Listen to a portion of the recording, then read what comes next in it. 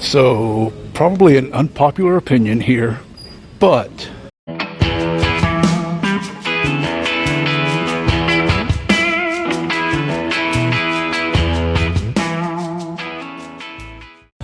hey there, how's it going? Today I am back in Cartersville, Georgia, one of my most favorite places to visit here in the state of Georgia, of course being the Savoy Automobile Museum. I'm lucky enough to only live like 20-25 minutes away from this place.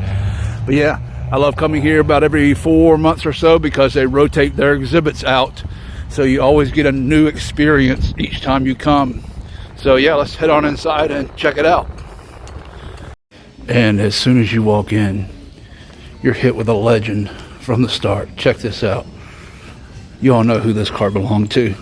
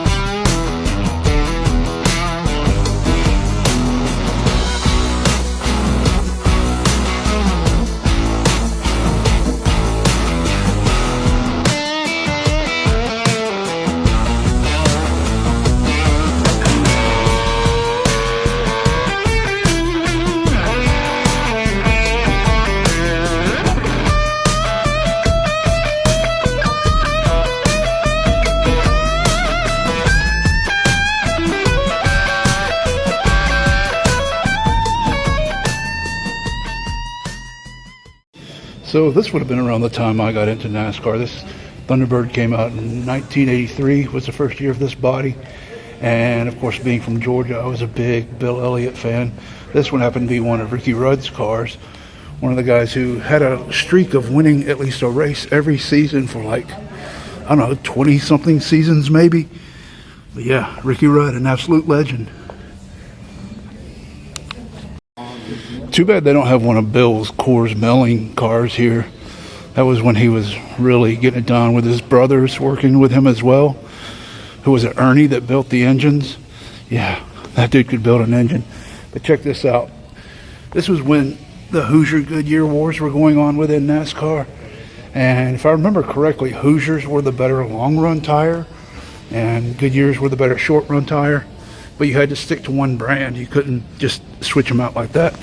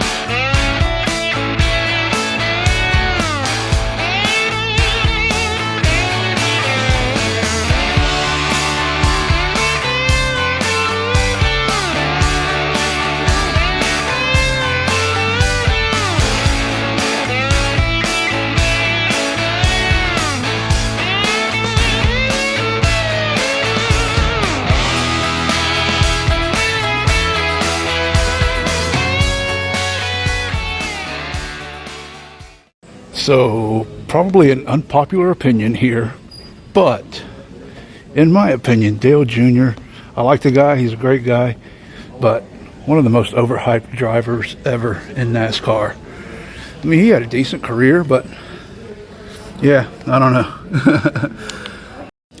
Someone correct me if I'm wrong, but if NASCAR had never changed their point system, you know, when they did, I've heard that Jeff Gordon would have had 7 championships. Does anybody know that to be true or false or what? But yeah, here's one of Jeff's cars.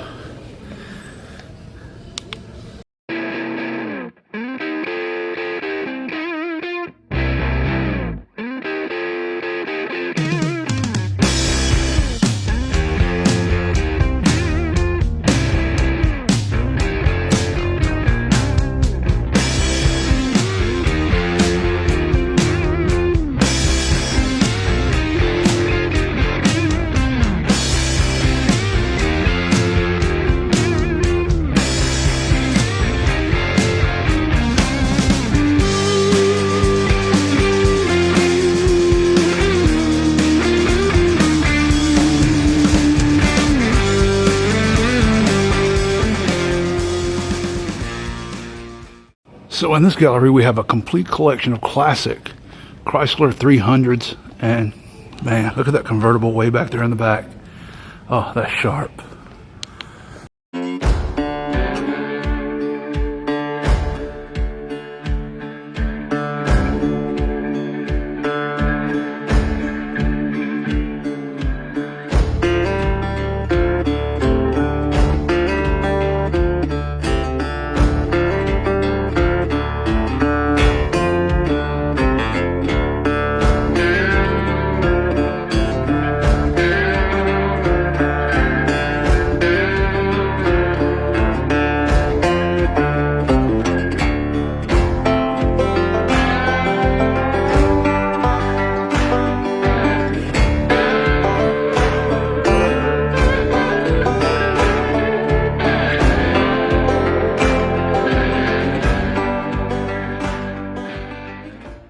So I remember when they came back out again with the Chrysler 300, that would have been what, 2003, 2004, somewhere around there, with that real boxy looking new car, and I just thought it looked so good.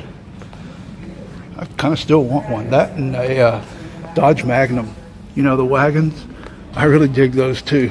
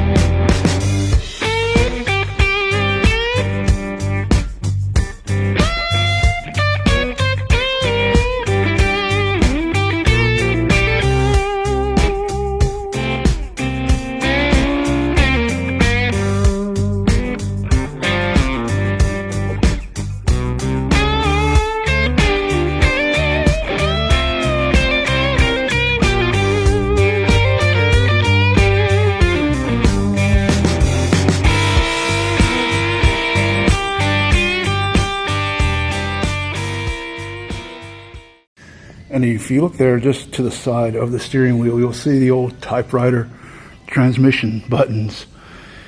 Yeah, instead of a shifter, you just press buttons to change gears in these Chryslers. Nice. And they do have quite the collection of art here. Here's a painting, a rendering, whatever you want to call it, of Janis Joplin's famous Porsche. That thing was always wild. So it appears here in Gallery C we have the winners of the annual awards presented by the Antique Automobile Club of America. So yeah, I see one of my favorites in there already, that Galaxy back there. Let's check them all out.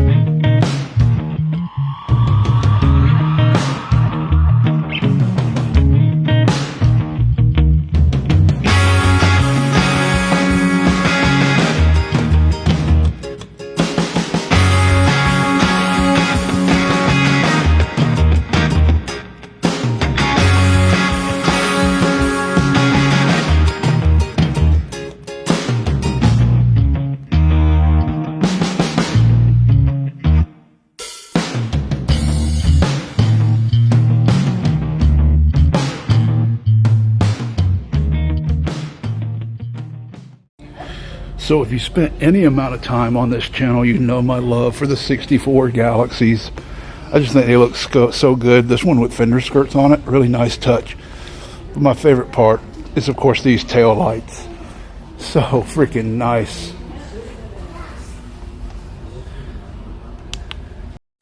Check out the beauty of that dash and this interior.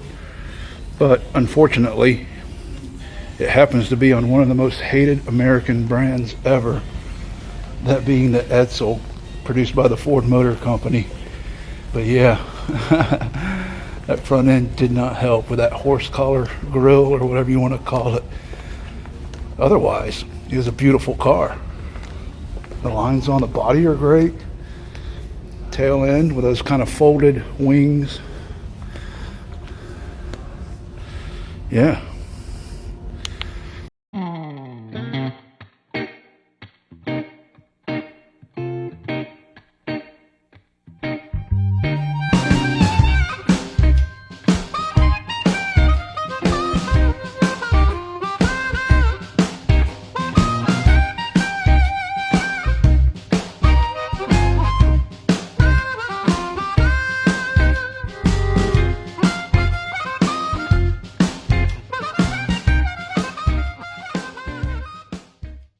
And in the Ken Gross Gallery, it is a room full of Woodies. These cars are an American icon, big in the surfer culture back in the 60s, you know. But yeah, let's check them out.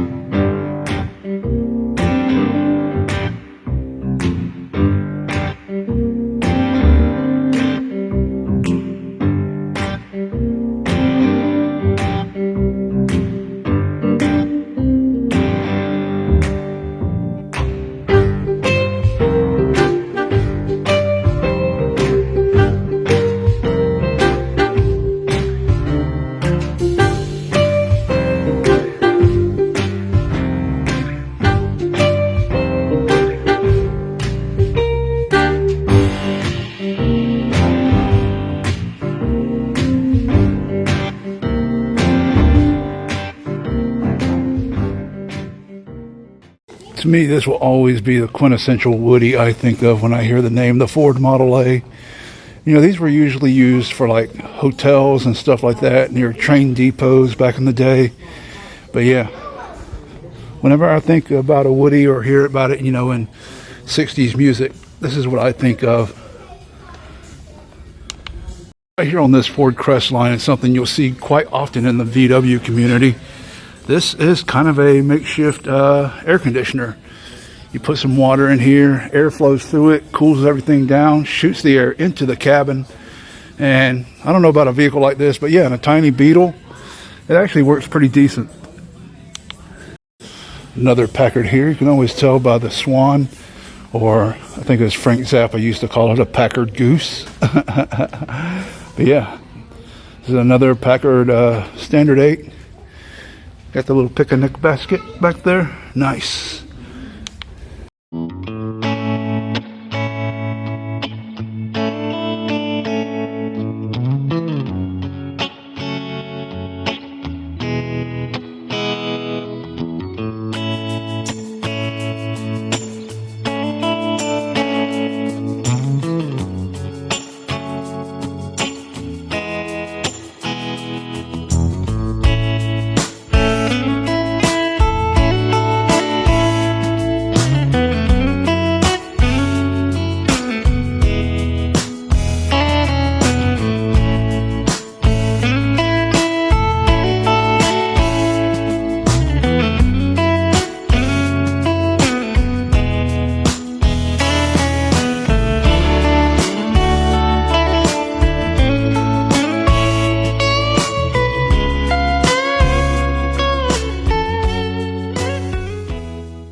One thing I forgot to point out on the Bantam is this roof line.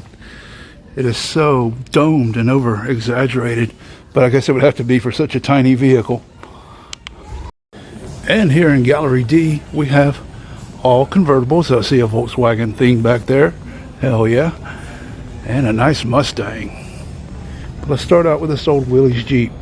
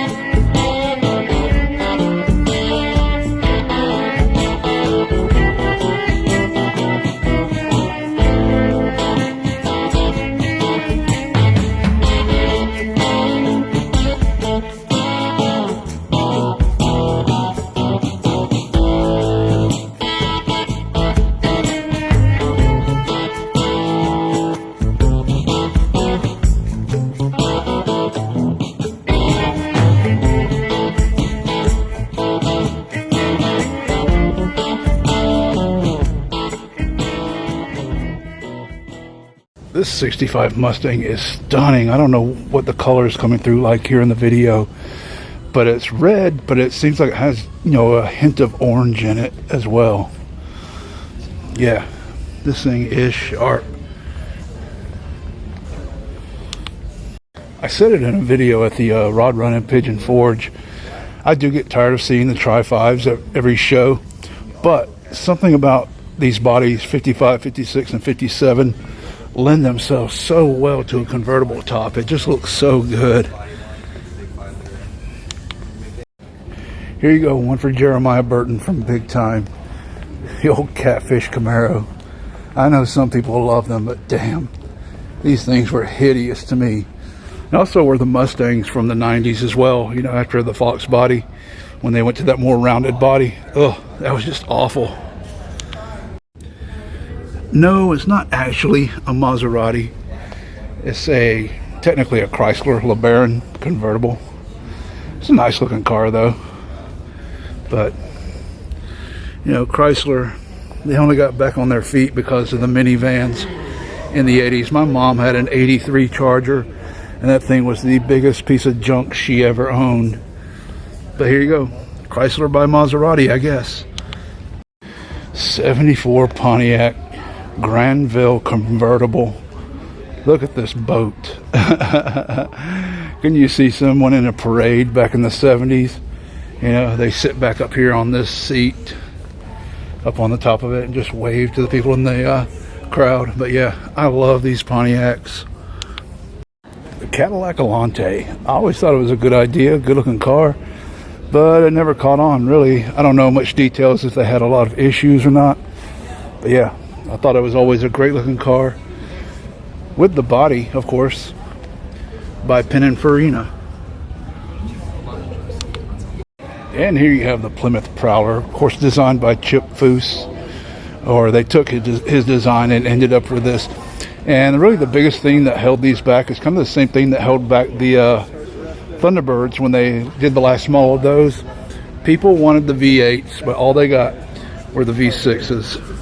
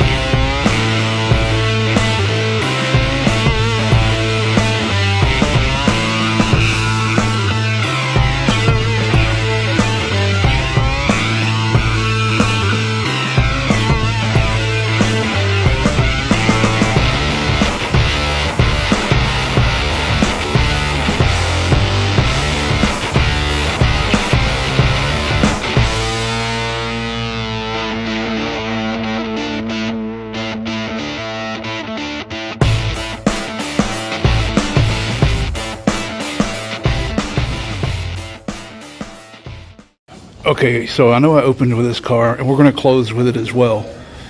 The 1974 Dodge Charger driven by Richard Petty.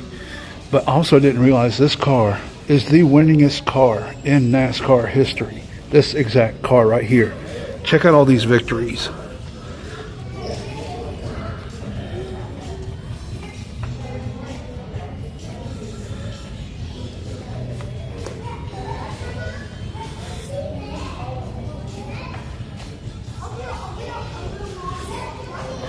That's 31 victories for one car. Yeah, unbelievable. But hey, thanks for stopping by, checking out the video. Please like and subscribe. There will be a car show here at the Savoy in September. That's the 12th. I'm hoping that's the weekend before the Pigeon Forge Rod Run and not the same weekend, so I can make both. But yeah, I'll be back here then, hopefully. Hey, thanks for stopping by. Please like and subscribe, and we'll catch you around next time. Later.